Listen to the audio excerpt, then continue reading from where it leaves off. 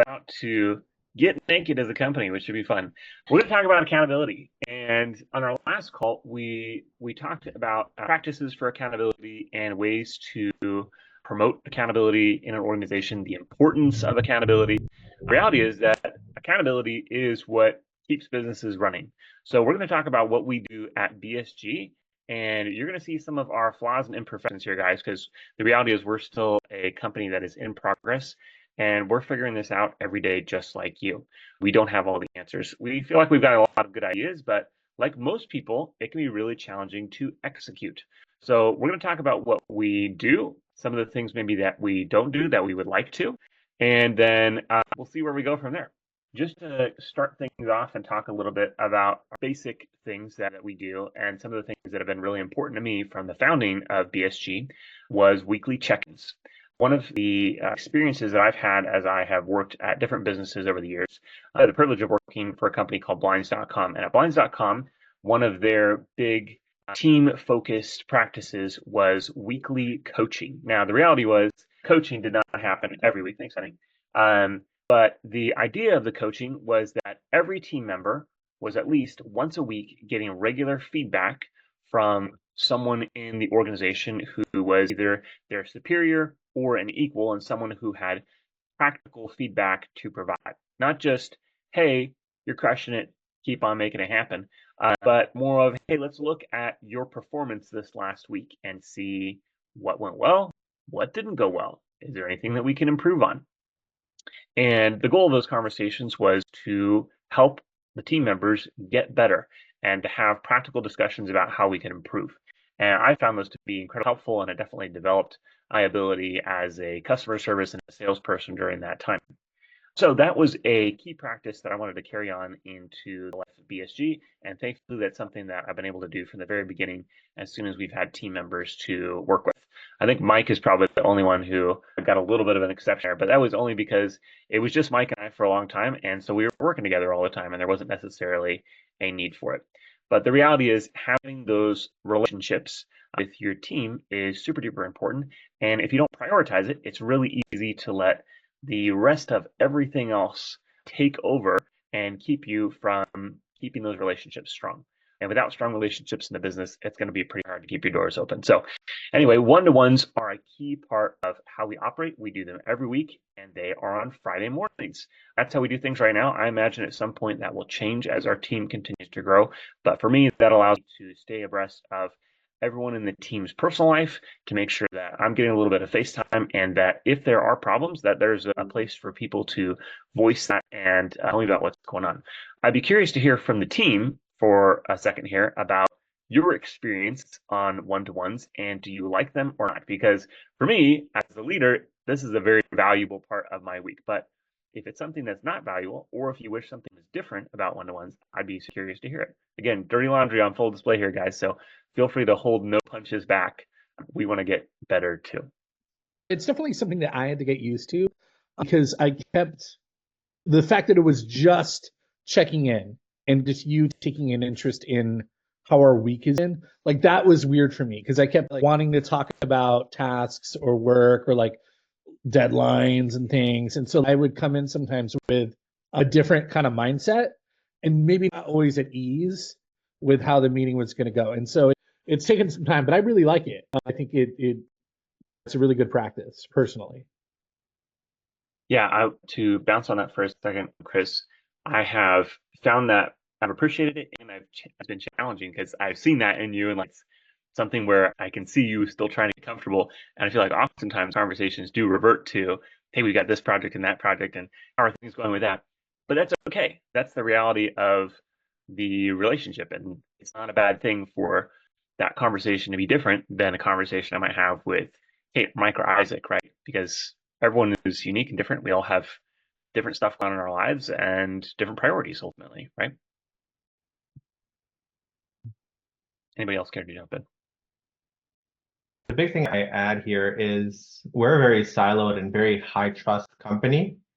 So we don't have many instances where we actually do connect, because it's more of, you're in charge of your own work and you should know, we know something's wrong under the fire, right? And we trust you to be able to let us know so we can handle it together. It's not a let us know so we know that you're the one that's causing fires. So those one-on-ones are super useful for us to connect in a very siloed environment that we generally experience throughout the week. Outside of morning meetings, I don't really talk to Ben. Outside of morning 15-minute checkups, which we've actually taken away of. So I really don't talk to Ben throughout most of the week, or Kate, or Chris. So we only really connect Monday and Fridays, which I think is healthy for culture and company morale. On the accountability front, I think it's also really important because, at least in my experience, it's also a chance to catch up with you, Ben, on not just how I'm doing, but how you're doing. Because I think sometimes people forget to take care of the business owner. And you've got it intact. You're the one making the money. You're the one like running a business. So I think it's a cool opportunity to be like, hey, breaking down typical barriers of you're the business owner and we're the employees, and more focusing on we're a team trying to build something together, which I think those meetings give us an opportunity to continuously build on that dynamic. Yeah, I appreciate that, Mike. I think one reality check here for us is we are still a small company. And like most of the people who will listen to this call, we're not massive companies. We may not be a team of 100 or 200 or 500. Most of us are in the probably less than 20 employee zone, many people less than 10. And when you have that small team, the relationship is a really big deal. And we do have to operate in positions of really high trust. And in many cases, people are operating very autonomously, which means there has to be a lot of proactivity on the part of the team members to deal with problems that come their way and also to raise a flag when you need help. And as we're trying to make a company that is more systems based, and as anyone who's in this group is also aspiring to do, um, we're relying more and more on the systems and allowing the people to step back out of that a little bit and just be systems managers. Right? We all still have things that we have to do on a day-to-day basis, but the goal is for each team member to be a manager of their own systems and to just take care of that and run it and maintain it. So the relational aspect is super important when we're all just systems managers. Any other thoughts here? Kate, Isaac, Chris, you can jump in if you want again. Yeah, I think that I like them a lot. And I think that a very important thing is that we have two separate spaces. We have the space where we check the main operational things, right? Or the day-to-day things. So that gives room for the the one-on-ones to be more casual, let's say, more related to the day-to-day things. I think that is a very important thing. And I personally like the one-on-ones because I think that it's very important to get aligned with with the founder's vision, right? Like with your vision, that because sometimes that's not super easy to communicate or like to the rest of the team members. I personally like that out there. Yeah, I think that's that we're doing it is great. Yeah. I like what Isaac said about the two different spaces. So there's like the operational side where we're really like honing in on the work that needs to be done. And then the weekly check-in really is more of a personal touch point. And yeah, and like in remote work, it's so important to have that point of connection where everybody is not just off on an island doing their own thing. So it's really nice, especially like to have access to you, Ben. And so if there's anything piling up, any questions or issues, it's a really good opportunity to air it out and take care of them. Yeah, I think there's some reality, guys, that once we think about the post-COVID world, right? There's a lot of younger businesses like BSG that are 100% remote and started this way and plan to continue this way. But there's also the reality of businesses that were pre-COVID that did have office space or at least had the intention of being an on-site business. And I think it's even more important there where we started with the assumptions of there is some physical community and maybe that's taken away or it's changed significantly from what the initial expectation was. It's almost more important to ensure that you have those regular touch points because otherwise, again, that relationship starts disappearing. And I don't know about you guys, but I like working with people who I would consider my friends, right? I don't just want to work with people because I work with them. Like we happen to work in the same place.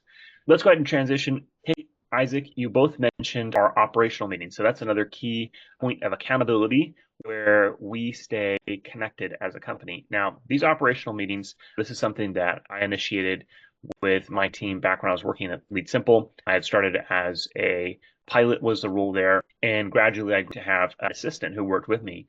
And what I found is that it was very challenging to ensure that all of our projects were staying on track. And we would show up to calls and be like, oh no, that thing that was supposed to get done, there was not the communication handoff that needed to happen. And now it's undone. And we're scrambling during the call to take care of the client, or we're scrambling in the 15 minutes before the call to take care of that task. And that was super uncomfortable, not only for us, but also made our team feel like we weren't delivering all the value that we could to our client, as well as I think our clients got the short end of the stick in some cases where they didn't get a completed project. We didn't end on the timeline that we had set for them.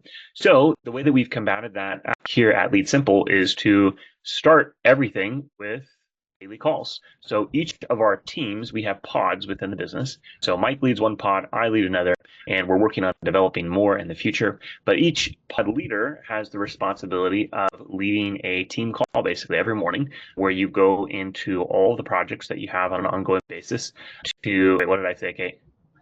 You said here at Lead Simple. Oh, that's hilarious. Sorry, guys.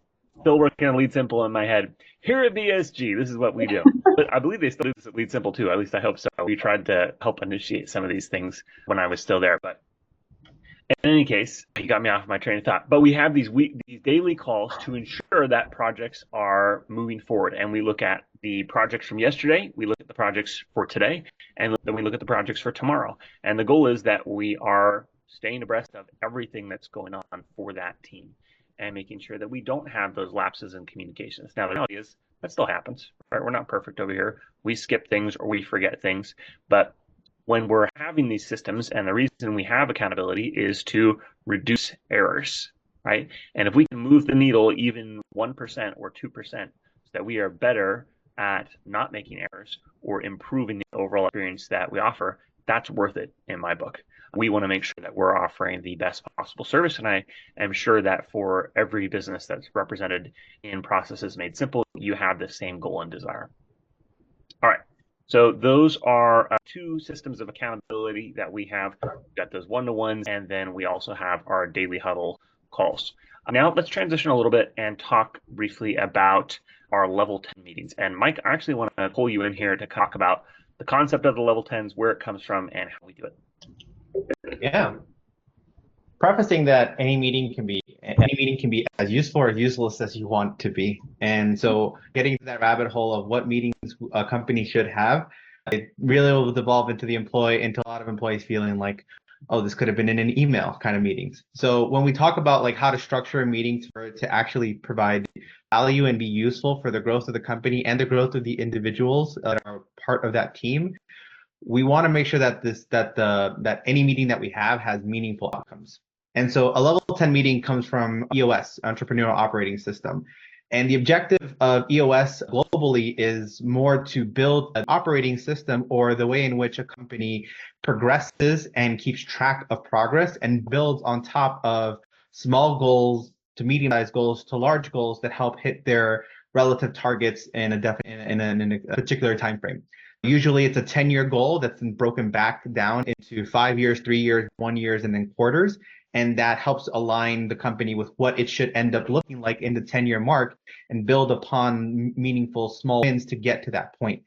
The level 10 meeting is the accountability part of that, is to have meaningful meetings with your team, with the goal being, let's discuss what our targets are for the quarter, and let's discuss how well we're doing in order to hit those targets, or how poorly we're doing and we're falling behind on those targets. And if the quarterly goals, so if by January to March, we're supposed to hit a very meaningful milestone in our business to help sure it's progressing in the right direction, so we can hit our annual revenue targets and our annual hiring targets and everything else in between, then those meetings are check-ins with our team to say, are we doing what we were meant to do, or are we missing the mark, and do we need to talk about it?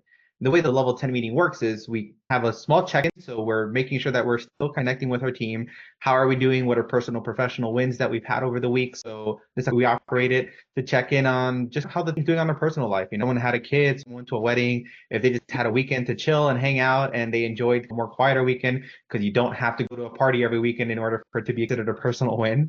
And then we talk a little bit about we go through our scorecards.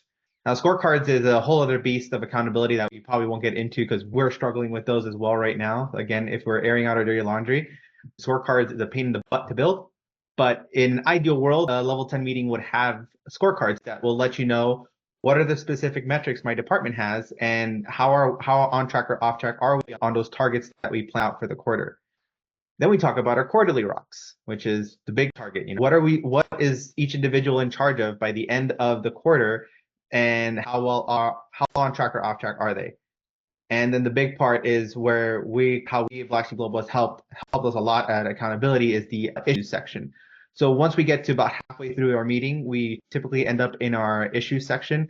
And the whole objective of the issues section is for us to talk about why we're off track on a quarter and how we can have our team help and pitch in, or what we need in order to accomplish the next part of our goal, or identify internal company things that aren't working, whether a process isn't working correctly, or a particular client is upset and we need to discuss what the best course of action is to turn that client around, or general just issues of ideas that we have that we feel would benefit the objective of help meet our targets.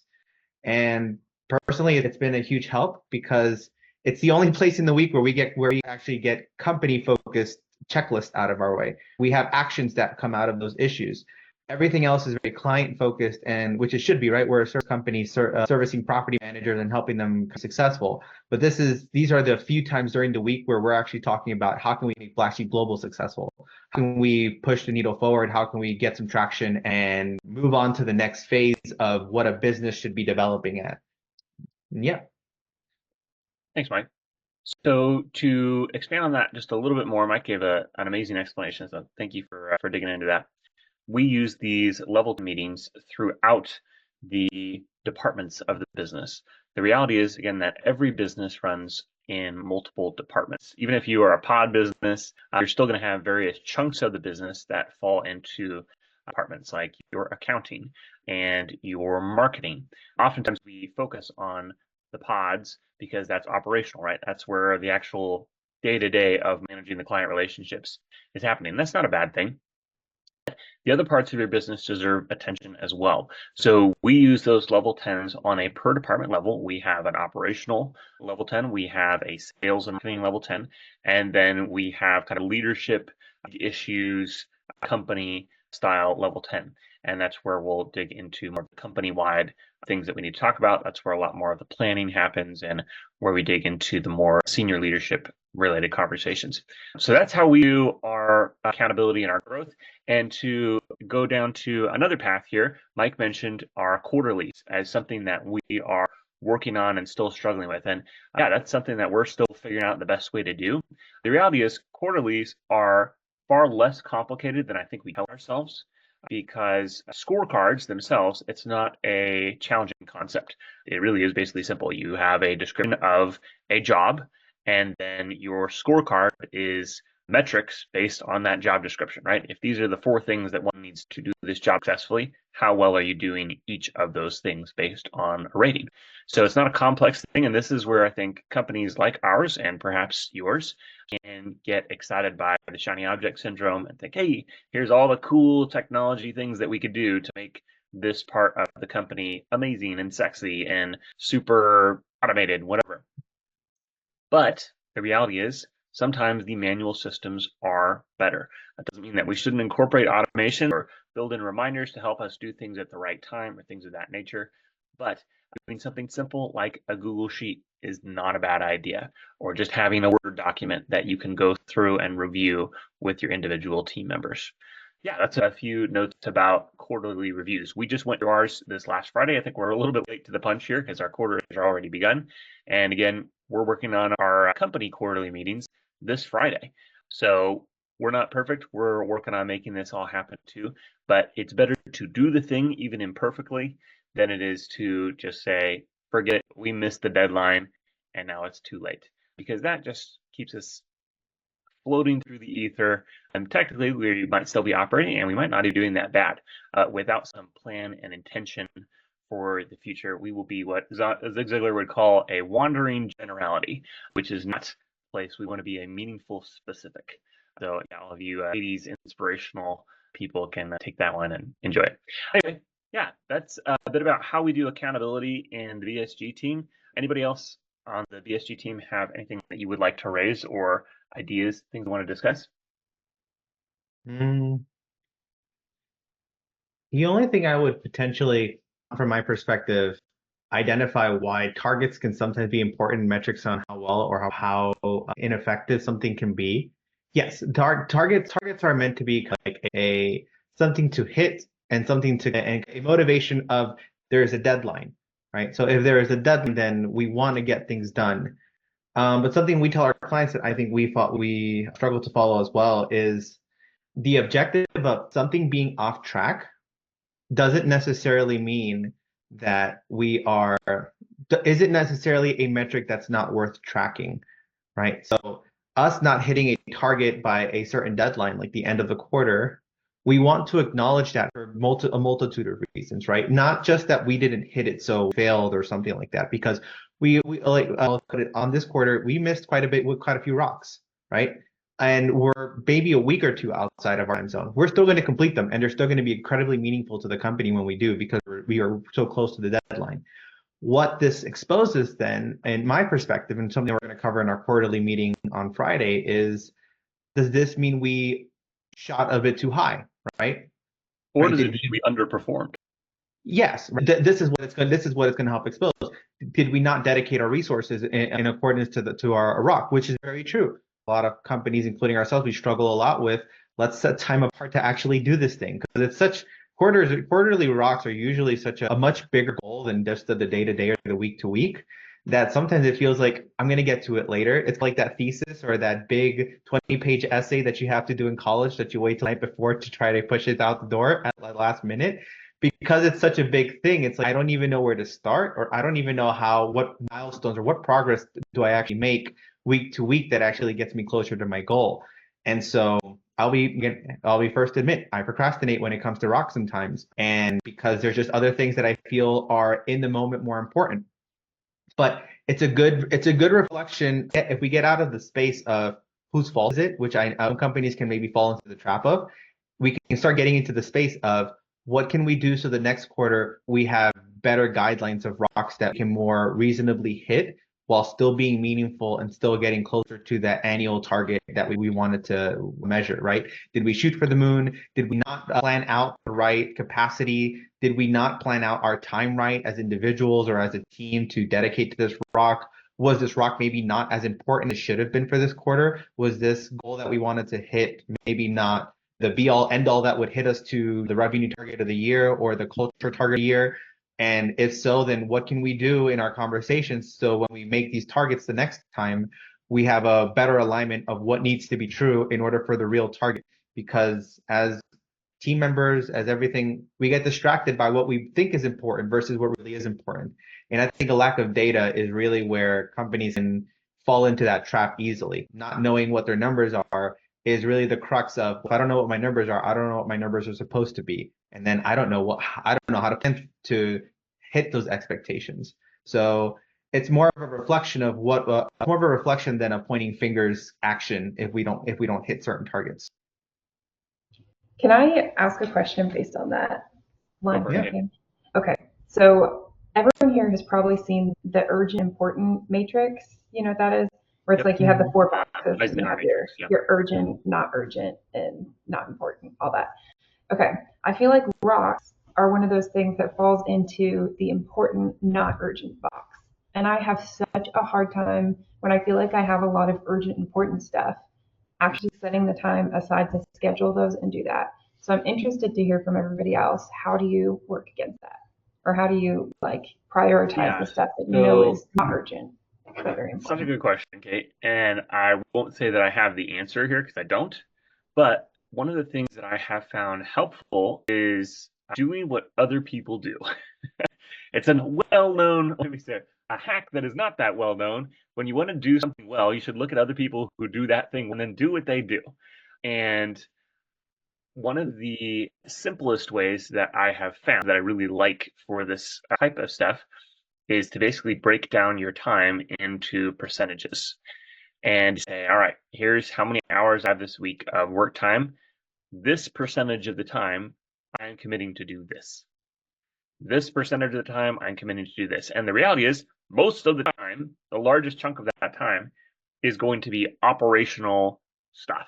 Now, if you are an operator in the business, that means you are going to be corresponding with tenants or owners, or on the BSG team, corresponding with our clients, taking calls, doing implementations, etc. But there is still a chunk of time that needs to be dedicated towards company growth or personal growth or dealing with administrative tasks. And again, varying roles that we have to the organization here. So that's going to look slightly different for each person within the company. And in some cases, we have people who are sitting in multiple seats. So it gets even messier. But as you are building the company, for just the business owner to think about for a moment here, as you are defining the roles and defining the responsibilities of the individuals in your organization, and gradually peeling off the responsibilities that were on your plate for a long time, it behooves you to go ahead and set the standard for A, here's the job description, B, here's the scorecard, and C, here's some best practices on how to manage this job on a day-to-day basis. Because again, our reality is we often can get handed an incomplete plan and be like, all right, go have fun, right? Crush it. You're going to do amazing because we believe in you. And that may not be misplaced belief and trust, but without some guidance, it's a lot easier to fail. There's one thing that I got from a book called The Four Disciplines of Execution. Maybe you've ever read that, but there is one thing that we used to do at another place. Like, you set up a commitment, weekly commitment on one specific goal. Of course, you have your day-to-day things, right? And that's something that will always happen, right? You have to deal with that, like your operational things every single day. But there are sometimes like projects as we have them, right, and aligned with the specific commitments we can have per week, right? So we have a while important goal of the week, a very specific commitment, and that gives, I don't know, it was very useful for us to have like one thing on top of our head, like for the entire week, and say, okay, we have this commitment, and to make sure that we do not overcommit for things, right? Times like that capacity and the balance between what we can do and what we cannot do in the week, that's also important. But yeah, that was another concept that I would like to add there. That was useful in the past. Yeah. I think when we talk about like urgent, when we look at that matrix, it's getting bogged down in the I have to hand over a project tomorrow. Like, if we're talking about BSG, I have to hand over a project tomorrow. I have to hand over a project on Thursday. I don't have time, and this isn't really due till later. And I think it's the same mindset again as like the 20, 40 page thesis that I've got other classes to do. I've never been to the university or college, so I'm just guessing at this is the way college people think, right? I've got other homework to do, or I've got friends to hang out with, or I've got, again, I do believe that's an important part of things. And then the week of comes in, it's like, oh, all of a sudden it's important and urgent, but it's a much bigger beast of things it's a much bigger beast than it was at the beginning of the quarter or the beginning of when this project began. And something I did at Lead Simple, or something that we started implementing at Lead Simple that I think was important, is to, the same way we broke down our annual targets into quarterly targets, we broke the quarterly goal into different mini milestones. So I think as something becomes more digestible, it starts becoming less of a mountain and more of a small hill to climb. And so if we take a very big target, like we need to acquire, let's say we need to talk to 15 property managers. If we're talking about like a sales target, we need to talk to 15 property managers, get them on get them to work with BSG in the next quarter.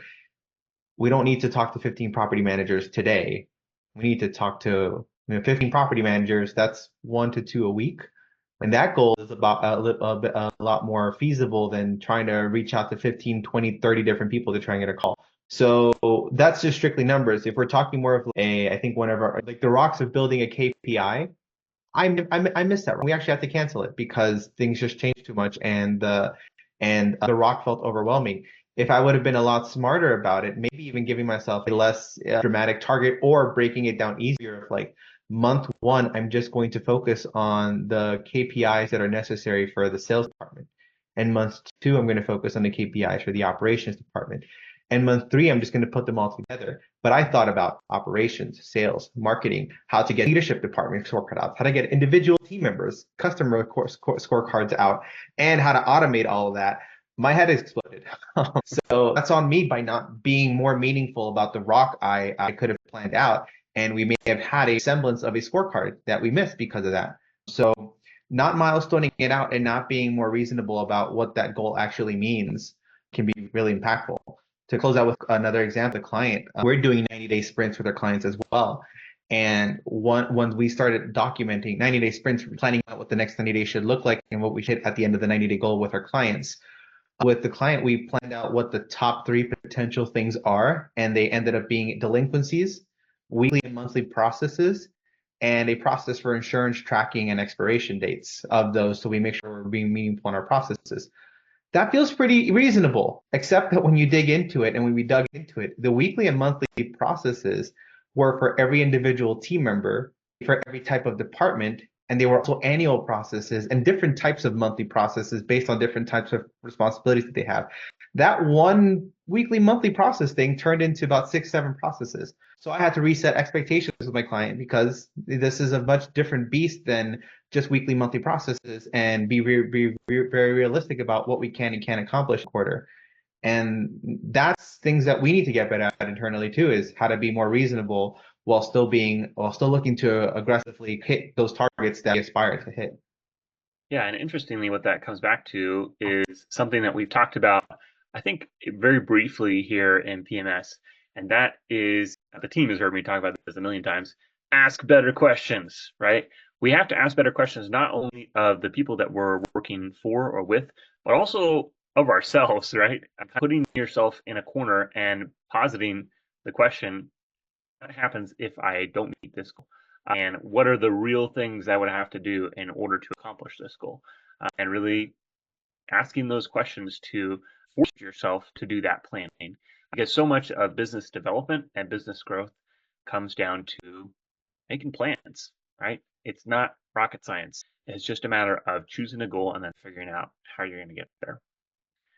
Francisco, I saw a little bit ago you had flipped off the mute button. I wasn't sure if you had a question that you wanted to ask or an idea to throw in here. Actually, but it all sorts out in communication. What we were talking about last week. It's all about communicating with with your team members, as we're talking today, and tenants and owners. That's what makes everything go smoothly and effective. Just maintaining that communication, that proximity to what you need to do with your team and what you need to do as well, holding accountability with the tenants and the owner and client. So I think it all resumes to having a good and effective communication. Yeah, very much.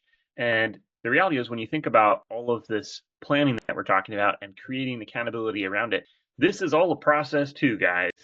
In the same way that we think about processes when we create them for our businesses, we still have internal contacts and external contacts. We still have milestones and stages of our various processes that we're doing. And that 100% applies to quarterly planning, annual planning, all these things. And again, the great thing is that there's so many people who have done this before. There's tons of amazing resources that are out there. There are tons of amazing plans that are available for cheap or for free in many cases. And you can use those to give you that guideline, to give you that roadmap to get to where you want to get to. It's just a matter of holding yourself accountable to it. And that's where, again, it takes some communication, to your point, Francisco. It takes some setting of clear expectations with your team and with your clients.